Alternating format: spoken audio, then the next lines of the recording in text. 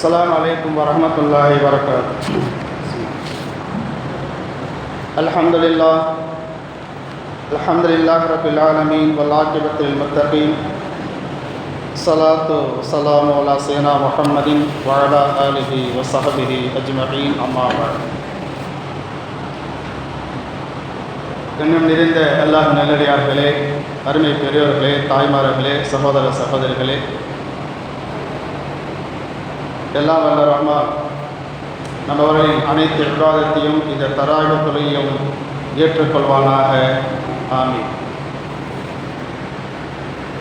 அல்லாஹ் ஜல்ல ஷானஹு தஆலா இந்த உலகத்தில்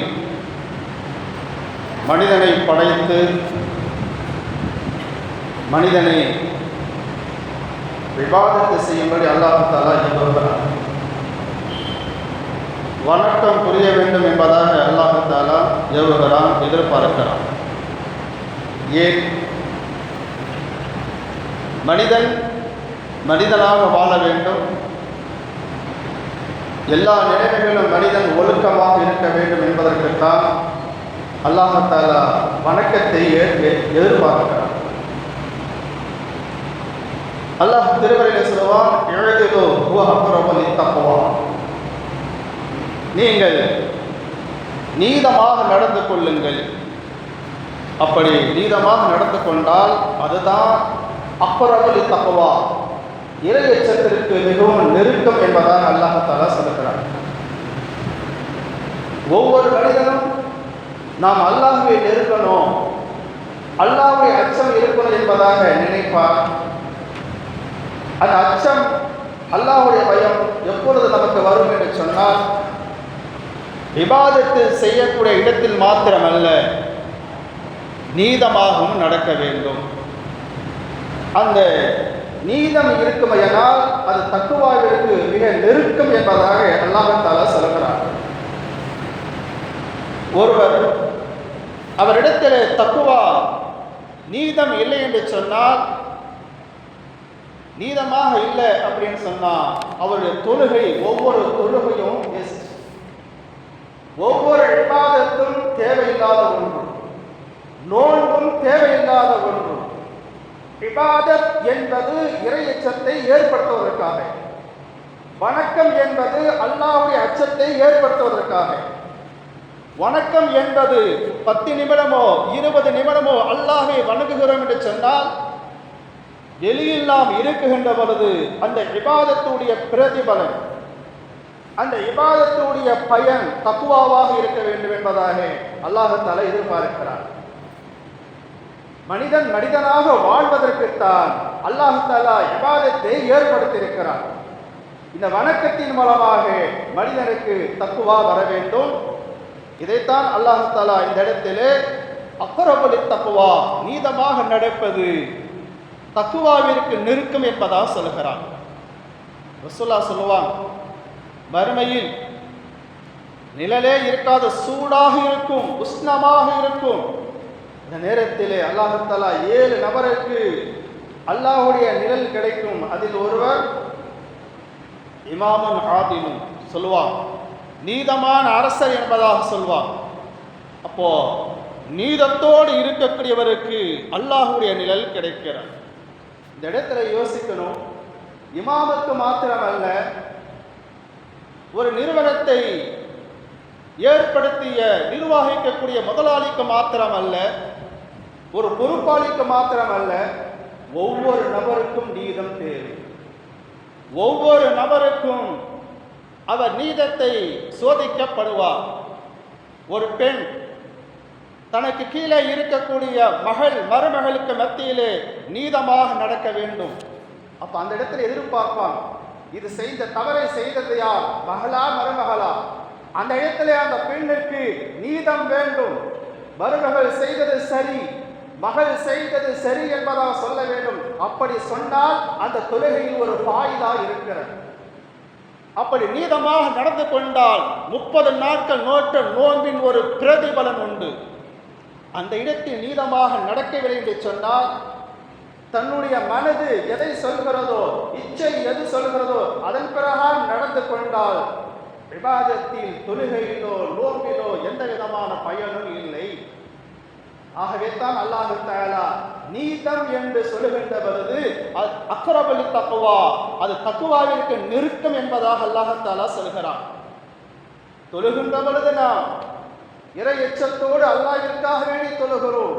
அதை போல நீங்கள் எந்த இடத்திலும் நீதமாக நடக்க வேண்டும் என்பதாக அல்லாஹ் தஆலா சொல்கிறான். அல்லாஹ் ஒரு ஆயத்தில் சொல்வான், யா அய்யுஹல்லதீன ஆமனூ, ஓ ஈமான் கொண்டவர்களே, கூனு கவ்வாமீன பில் கிஸ்த், நீதத்தை நிலைநாட்டக்கூடிய மக்களாக ஆகிவிடுங்கள். ஷஹதாக லில்லாஹ், அது அல்லாஹ்வுக்கு சாட்சியாக இருக்கிறது.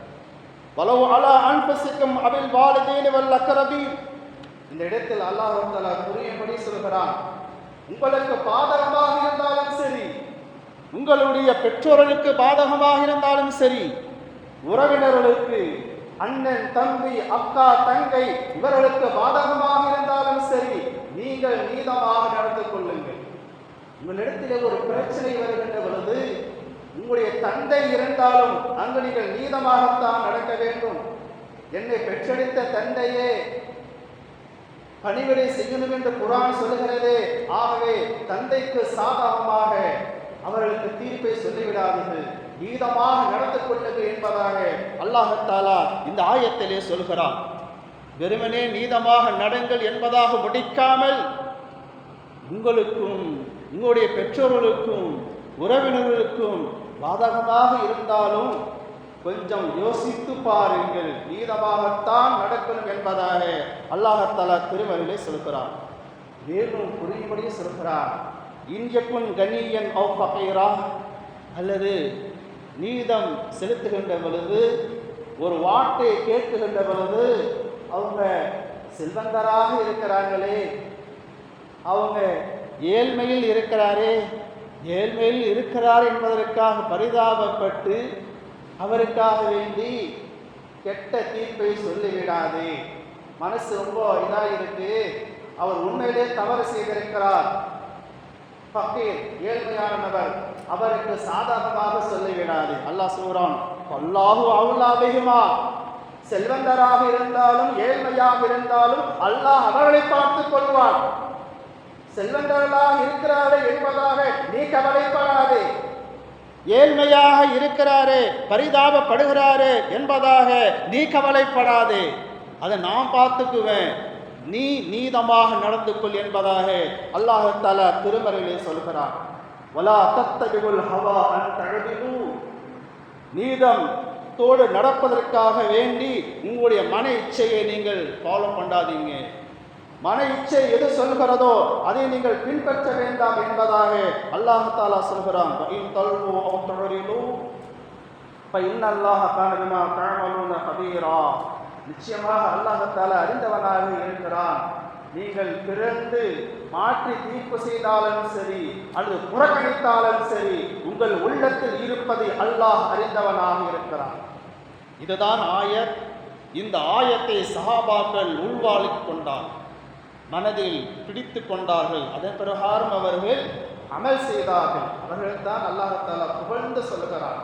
ஒரு முறை ஒரு சஹாபி, அப்துல்லா இப்னு ரவாஹா என்று சொல்லக்கூடிய சஹாபி, அந்த நபி தோழரை ரசூலுல்லாஹ் என்ன சொல்றாங்க, ஹைபர் என்ற இடம் இருக்கிறது, அந்த இடத்துக்கு நீங்க போங்க, யூதர்கள் இருப்பாங்க, அங்கு இருக்கக்கூடிய கனிமத்து பொருள் மற்ற பொருள் அதையெல்லாம் நீங்கள் கணக்கு பார்த்து வரணும் என்பதாக நபி அவர்கள் அப்துல்லா இப்னு ரவாஹாவை அனுப்புறான்.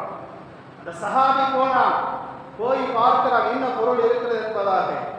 அந்த யூதர்கள் சொன்னார்கள், எங்களிடத்தில் நீங்கள் மென்மையாக நடந்து கொள்ளுங்கள், உங்களுக்கு நாம் லஞ்சத்தை கொடுக்கிறோம், பணத்தை கொடுக்கிறோம், பொருளை கொடுக்கிறோம் என்பதாக சொல்லுகின்ற பொழுது பெருமானார் ரசூலுல்லாஹி ஸல்லல்லாஹு அலைஹி வஸல்லம் சொன்ன வார்த்தை, நான் எங்கிருந்து வருகிறேன் தெரியுமா, நான் எங்கிருந்து வருகிறேன் தெரியுமா, இந்த உலகத்திலே மிக கண்ணியமான படைப்பு, அற்புதமான படைப்பு பெருமானார் ரசூலுல்லாஹி ஸல்லல்லாஹு அலைஹி வஸல்லம் அவர்களிடமிருந்து நான் வருகிறேன், நான் எப்படி லஞ்சம் வாங்குவேன் என்பதாக அவர்கள் சொன்னார்கள்.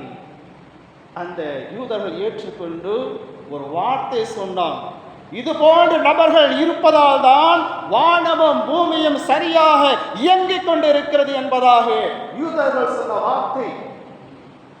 இது அப்துல்லா இப்னு ரவாஹா என்று சொல்லக்கூடிய சஹாபிக்கு பெருமானார் ரசூலுல்லாஹி ஸல்லல்லாஹு அலைஹி வஸல்லம் அவர்கள் சொன்ன போதனை ஈமான், யகீன், இஸ்லாம் புரிய வைத்தார்கள். சஹாபாக்கள் தன்னுடைய வாழ்க்கையில் கொண்டு வந்தார்கள். ஆகவே தான் அவர்கள் உயர்ந்தவர்களாக இருக்கிறார்கள். அல்லாஹ் ஜல்ல ஷானஹு தஆலா இவ்வாறு நமக்கு வணக்கத்தை கொடுத்திருக்கிறான். இபாதத்தின் மூலமாக எந்த இடத்திலும் நாம் நீதமாக இருக்க வேண்டும். ஒவ்வொரு நபரும் நீதமாக இருக்க வேண்டும். ஒவ்வொரு நபருக்கும் அல்லாஹ் தஆலா அந்த சந்தர்ப்பத்தை கொடுப்பான். சில பேர் கேட்பான், எப்படி அப்படி இதுதான் சரி என்பதாக சொல்ல வேண்டும்.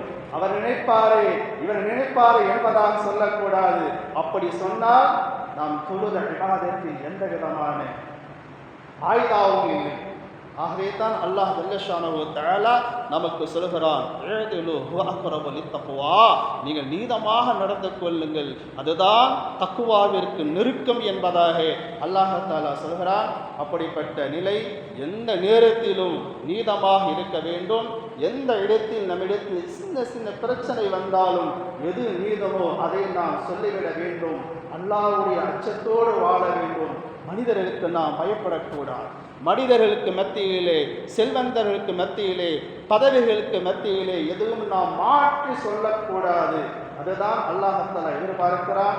வாழும் காலமெல்லாம் அல்லாஹ்வுடைய அச்சத்தோடு நீதமாக வாழ்ந்து அல்லாஹ்வுடைய பொருத்தத்தை அடைவோமாக. வாஹிர் தவான் அல்ஹம்துலில்லாஹி ரப்பில் ஆலமீன். அஸ்ஸலாமு அலைக்கும் வரஹ்மத்துல்லாஹி வபரகாத்துஹு.